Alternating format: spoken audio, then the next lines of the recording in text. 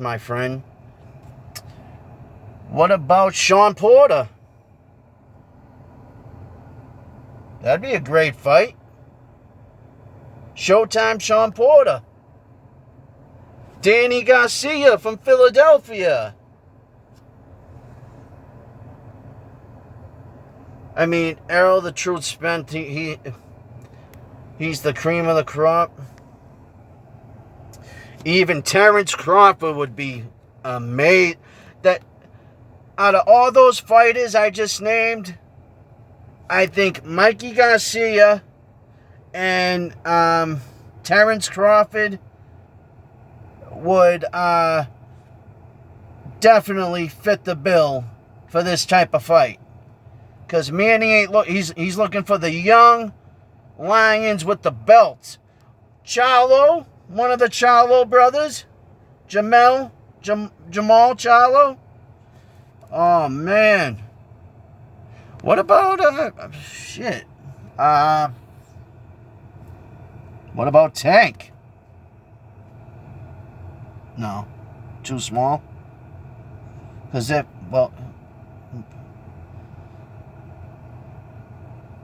no. Tank. Oh yeah. Thurman, one time. Tank is, I hope that fight happens. That's an interesting fight.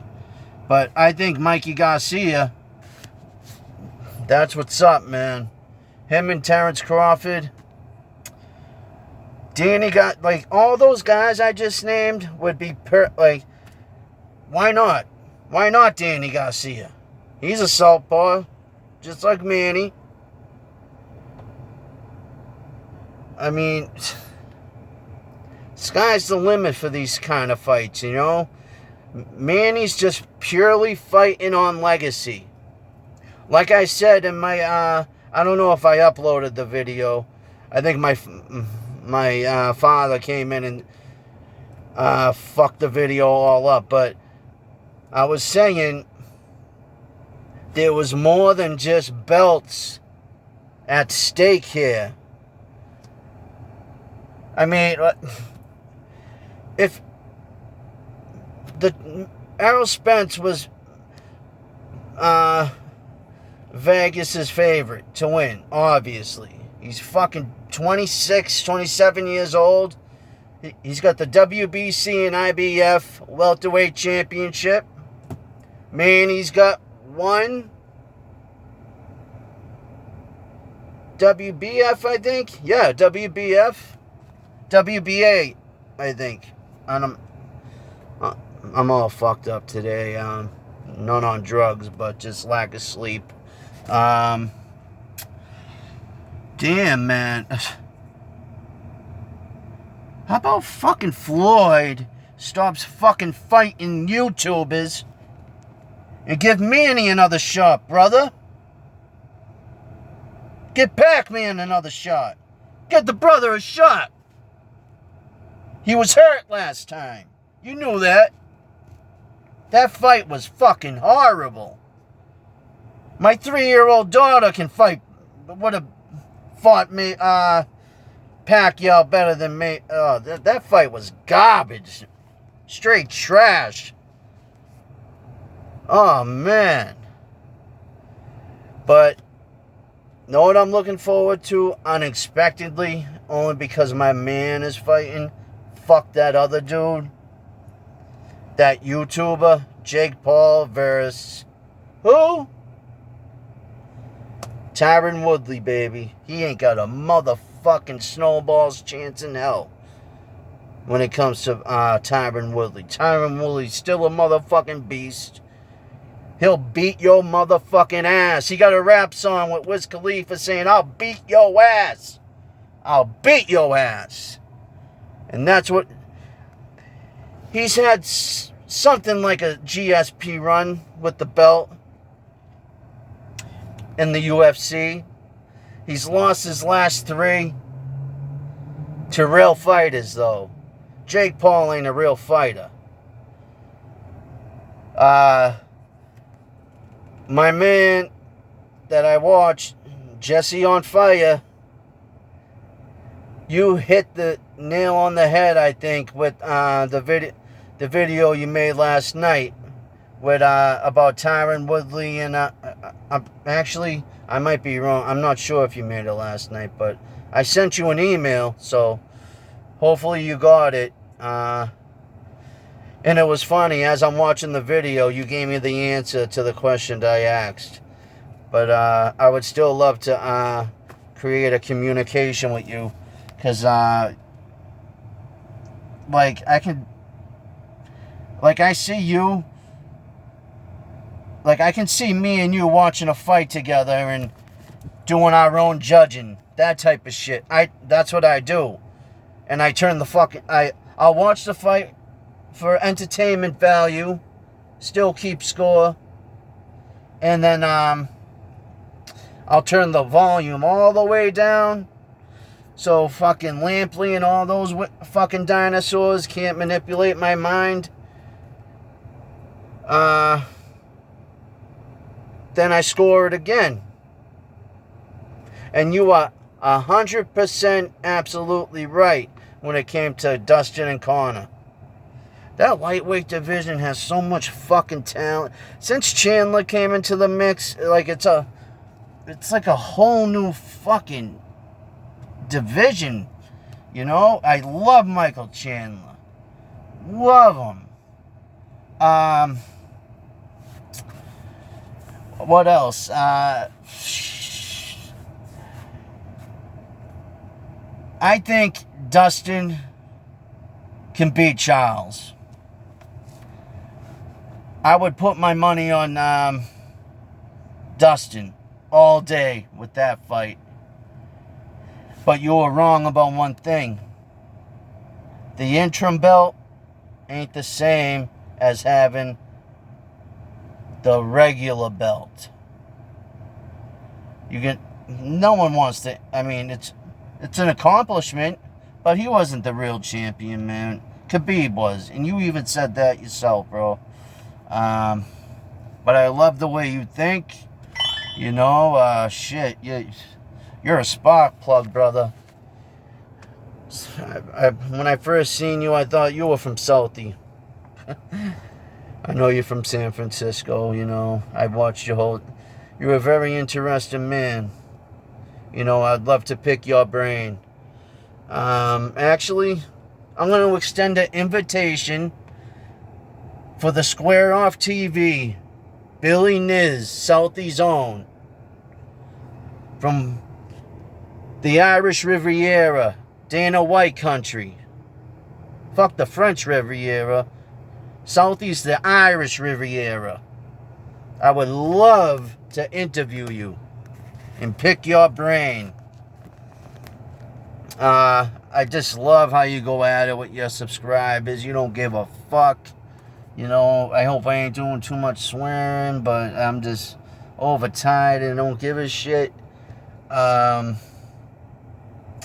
pissed off. I don't know if my fiance got me a brand new Blue Yeti Nano mic, the black one, and I dropped it once, and if anybody can tell me, because I usually plugged it in to this, it was a USB Blue Yeti Nano, and I plugged it into the side of the my Chromebook laptop, and it worked great.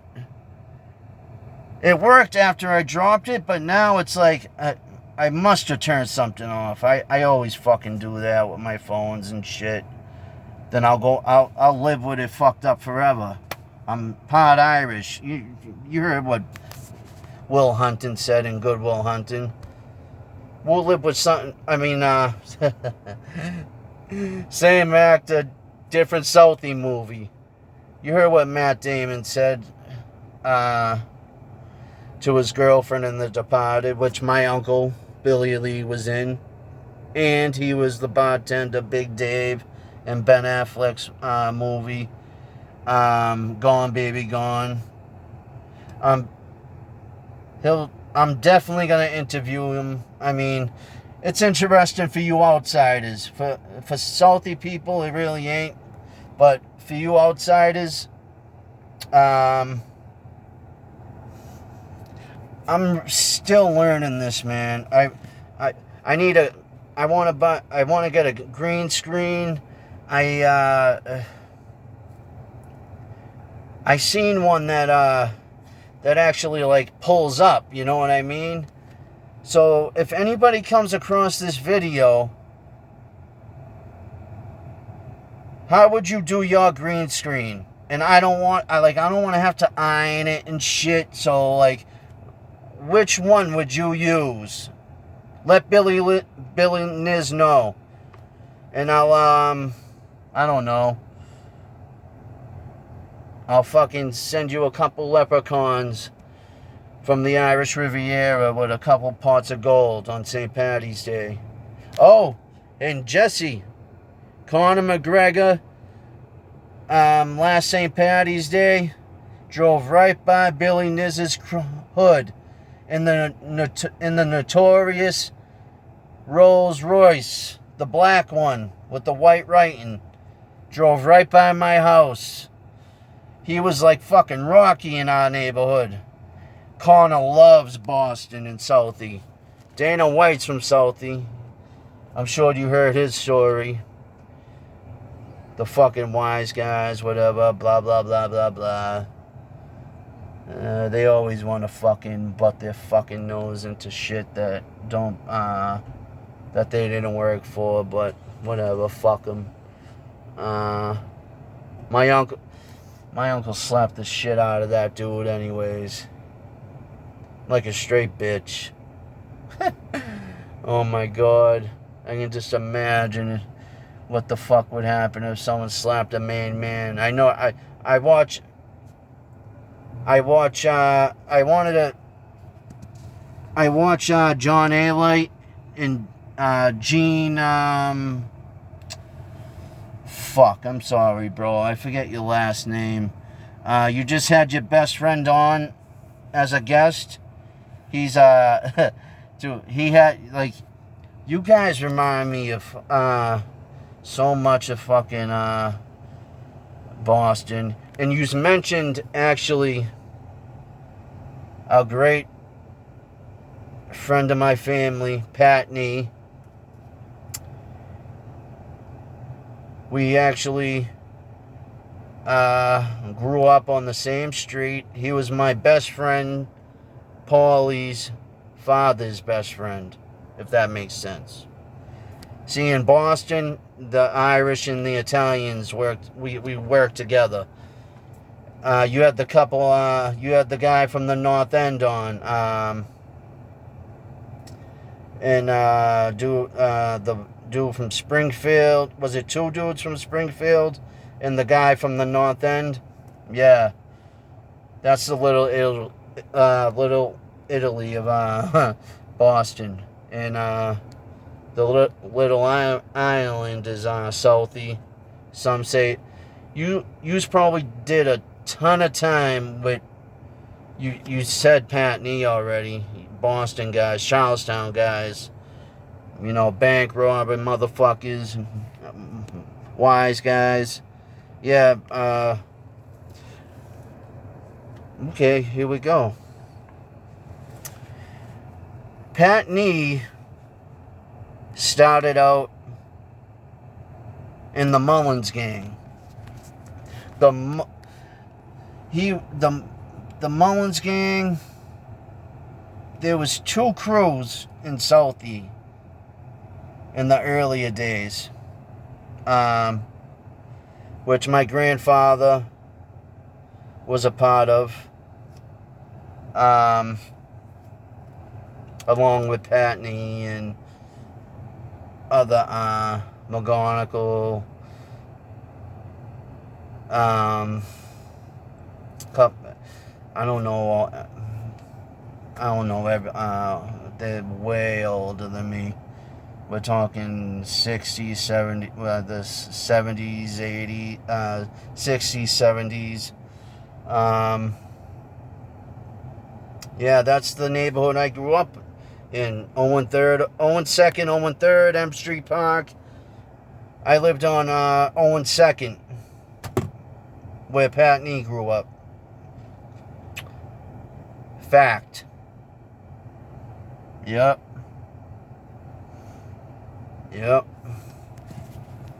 I got some Southeast street stories for you. So, at that time, Whitey had his crew with Kevin Weeks, the guy my uncle slapped.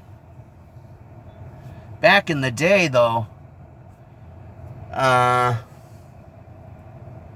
you know, the Cadillac Frank, Salemi,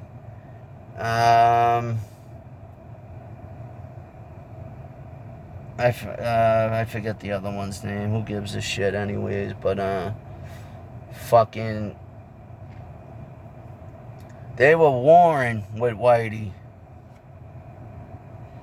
And, they call him... No one... And for the record, no one called him Whitey to his face. They called him Jimmy by his real name. Or Jim. Him and the Fed grew up in the same projects together. The ones I think I told you about, right next to my house, Old Harbor. I lived there too. And I lived in Old Colony. If Old Colony projects, I live in between two projects. Talking about being stuck in between a rock and a hard place. I say a brick building and a project dumpster. But fuck it, you know. Who gives a fuck?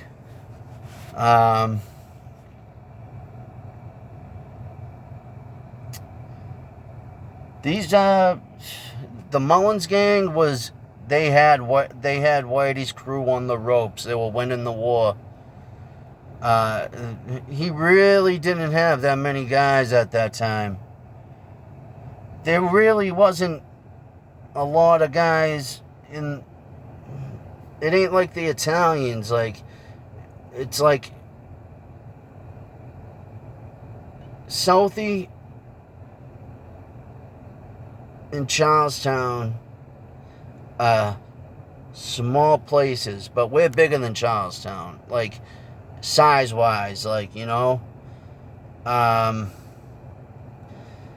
Southie's like a mile and a half around, because when we drive around as teenagers, we called it the Southie 500, instead of the Daytona 500, we'd be driving up West Broadway to East Broadway, up to O Street, Owen 2nd, that street I just told you about, Owen 3rd, O3P territory, which was me and my boys. O3P.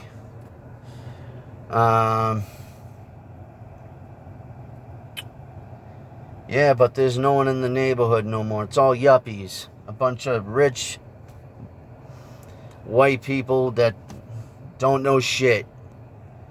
Privileged. A lot's changed around that actual area. Triple O's, the bar Whitey owned. We have a hotel there now. It's fucking crazy. There's a Starbucks. No one in Boston drinks fucking Starbucks unless you're from the suburbs. I'm telling you, whoever watches this from, you know, New York City, fucking Connecticut, you probably know, because you take New York side anyway, so New York, you can have them. That's like New York City's trailer park. Rhode Island is very close. It's like fucking right there. I played a lot of hockey as a kid, and I played a lot of tournaments in every state on the East Coast.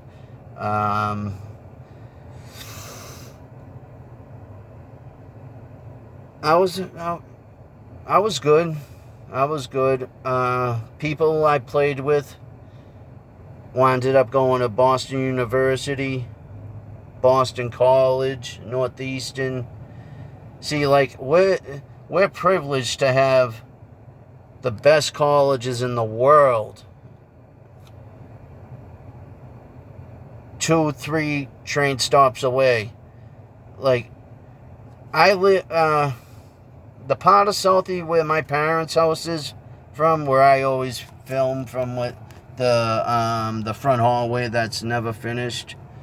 Just looks like a big pot. It looks like I'm living in a clubhouse with the Little Rascals. Fucking, that's called Andrew Square. And there's a train station right next to Dunkin' Donuts, Dunks, called Andrew Station. That's the Red Line. And New York City's train system is way. I went to New York for the day. One time, all the other times I was on the Lake Placid for Junior Olympics, Can-Am tournaments, silver, bronze medalists, the border of Canada, the prison the Russians slept in. My cousin did 7 years there. He's from Boston too. My family's connected, dog. I mean, shit. I mean, a lot of people, I mean, we know the right people. And all my friends, I mean, like I said, it's a small fucking place, you know. Charlestown's only a mile. Like, I don't even know, like, it's, Charlestown's across the bridge. That's the other Irish community. But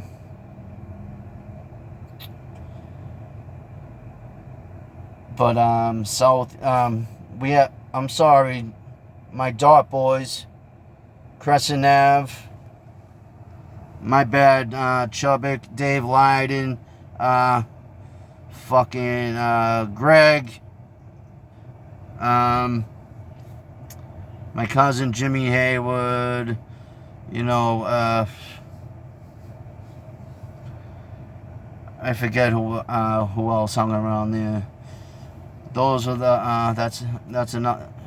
Savin Hill is a white Irish neighborhood too. Crescent Ave is a neighborhood in Dorchester, Mass. It's me and Dave used to. He got me hip. He was like, he's like, Southie used to be Dorchester. And I was talking about him. I think I was starting to talk about Dave, because when we were in a bad county. We were 2 city kids.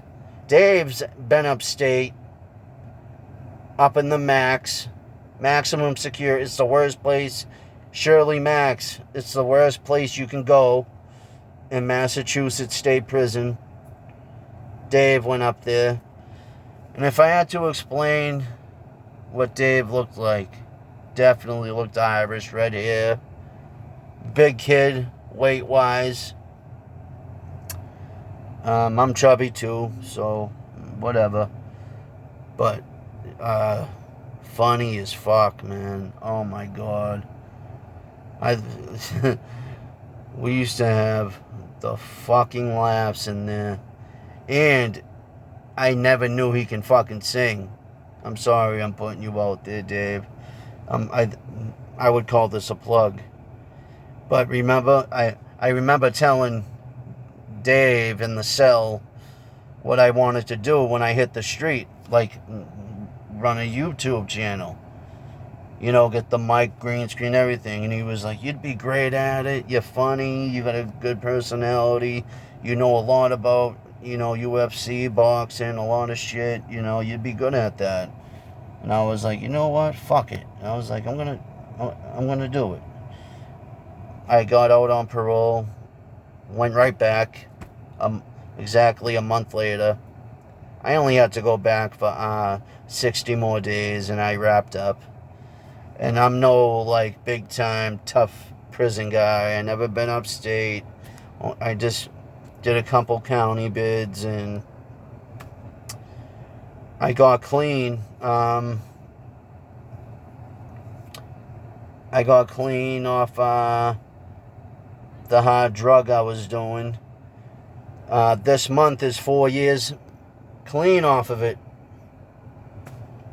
I'll have a beer. I'll drink some beers with my brothers once in a while and everything. But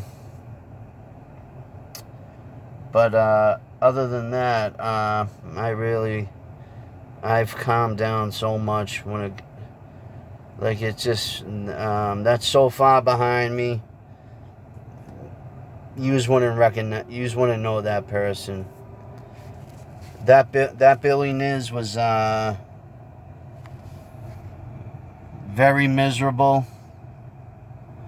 I was still in my pity pod from being stabbed 7 times in my high school, which fucked up my hockey career. But that's when I received a phone call from Cardinal Law. I don't know if anybody's ever heard of him. But he connected me with number 4, Bobby Orr. That's right. The famous diving Stanley Cup winning goal in the 70s against St. Louis. Bobby Orr, the Hall of Famer, legend. Played with Phil Esposito, the Big Bad Bruins, Derek Sanderson. That team, unbelievable. He was like, he called me on the phone like 2 or 3 times. And finally he was like, when you get out of the hospital, how about I come to your house and visit you? I was like, I would love that. You would really do that for me? Like, who the fuck am I? I'm nobody, He was like, the Cardinal told me you were a pretty good hockey player.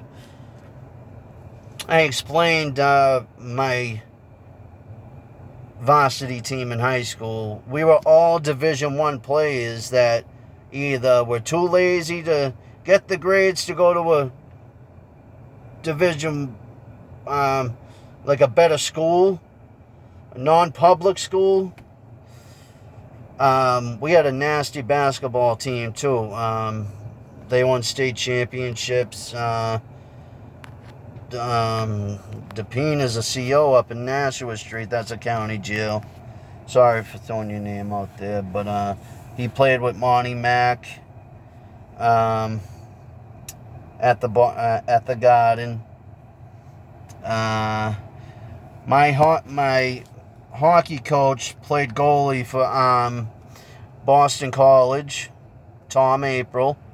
He actually holds the single record for most saves in a Beanpot game. And for you people out of Massachusetts who don't know what the Beanpot is, it's for the Boston College, the 4 colleges in the city: Harvard, Boston College, Northeastern, and BU. That's who plays for the Beanpot. BU will play BC. Northeastern will play Harvard. Winners play. The 2 winners. That's a championship, and it's very serious. They play at the Garden where the Bruins play. What else? I'm actually, as you can see, Barnes and Nobles is right behind me.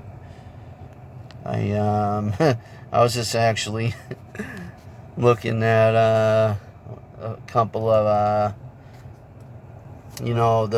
we have for such a small,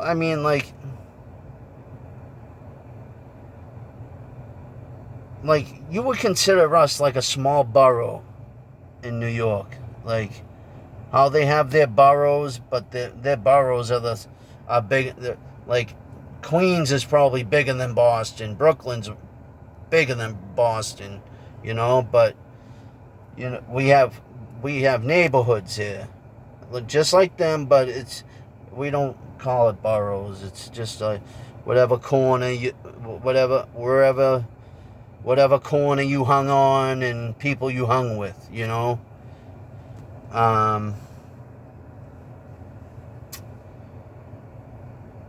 That's how people knew you. My fiance, my wife to be, my baby's mama, you know that.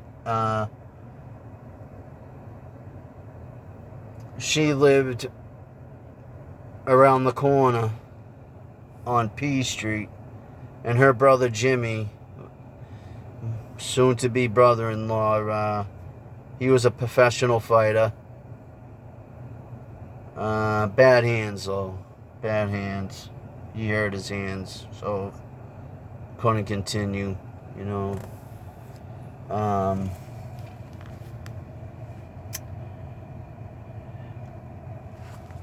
I'm trying to figure out what else I had for you guys. Yeah, like I said, Whitey was losing the war. Fucking, he was losing dudes left and right. Fucking. And I actually got a funny story too, and it's about my grandmother, who was actually the first woman, my mother's mother, my grandmother, Alice Marks. They call my mother Ma Baca, her, you know.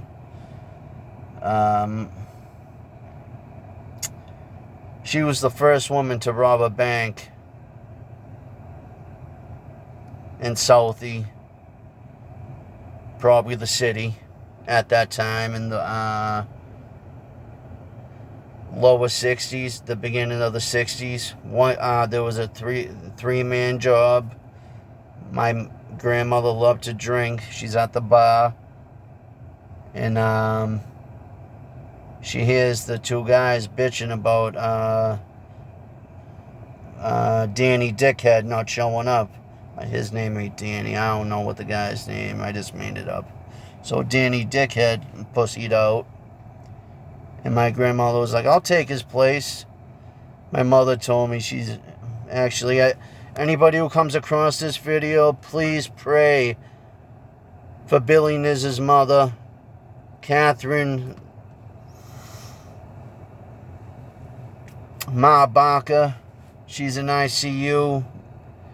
Had a hard time breathing. She ain't in the best of shape right now.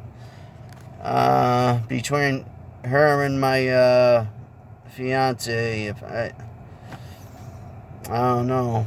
You know, that's moms. I mean, there's nothing. I mean, I had a great childhood. Whenever me and my brothers and poor girl, Brooke. My sister graduated from Northeastern, then went back to school at Simmons, I think. I might be wrong. Simmons is a all-girls college, so I think it was Simmons. It's right by Fenway Park. She works with special needs kids. She's a teacher. Brooke's Rose, grown out of concrete. To have brothers like me, Brendan. I'm the oldest, but all my brothers are 6'4", 6'3", 6'4". Joey, my cousin Joey, who Jimmy Gifford wanted to train. Peter Welch. I live right around the corner from Peter Welch's gym. I want to try to get some footage from some up-and-coming fighters from there. Maybe get an interview with Peter. I know his sister. She was she's a CEO she was a CEO on my unit when I was locked up at Nashua Street. He was in The Departed too. He's the one who said to Leonardo DiCaprio in line in jail, "Hey, what's up? Where you from? I know your cousin from Southie, right? Not too bright though." He's like, "Yeah, that's him." He's like, "No offense," and Leonardo was like, "None taken. That's Peter Welch." Great trainer. The world famous Peter Welch and Jimmy Gifford. Yeah, I explained my cousin Joey. I said, picture Brock Lesnar with great footwork and really knew how to use his hands. Dangerous. Dangerous. Would have got some knockout of the nights, you know. Dana was from Southie, so we had that plug. I mean, Dana got Conor McGregor coming to Southie, St. Paddy's Day. Southie St. Paddy's Day is very famous. That's a great idea. I can tell you some fucking great stories about St. Patrick's Day. like I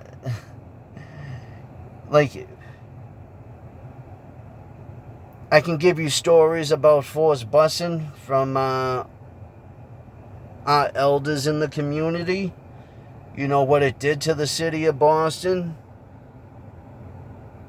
The mayor was an asshole, I know that, for, you know, taking kids out of their own neighborhoods and putting them in danger. Because at that time, blacks weren't allowed in Southie. And at that time, you know, it's totally different now. Like, everybody's, you know, it's whatever. You know how it is when you're younger. But,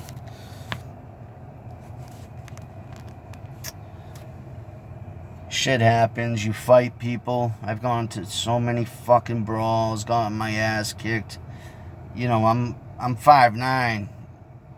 Fucking everybody I hang with is fucking 6'3", 6'4". Like, it's crazy. And the biggest guys always come from me. Oh, man. Madon. Like my Italian friends say. Yeah, so back to that Whitey story and the Mullins gang. The Mullins gang was taking them out. So at a last-ditch effort, Whitey drove to Somerville, and Howie Winter was the boss of the Winter Hill gang. Winter Hill's in Somerville. I don't know why they called Whitey's crew the Winter Hill gang. I don't fucking get it. I wanted to ask Rick Marinick about that when I was in Dedham. Rick Marinick actually wrote Boyos, B-O-Y apostrophe.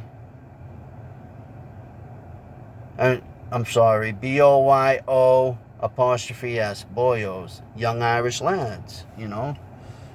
It ended up becoming a Massachusetts state prison gang, white. And they had a war with my people, Southie, you know. I don't know a lot about that. If I come across, I know for a fact, the older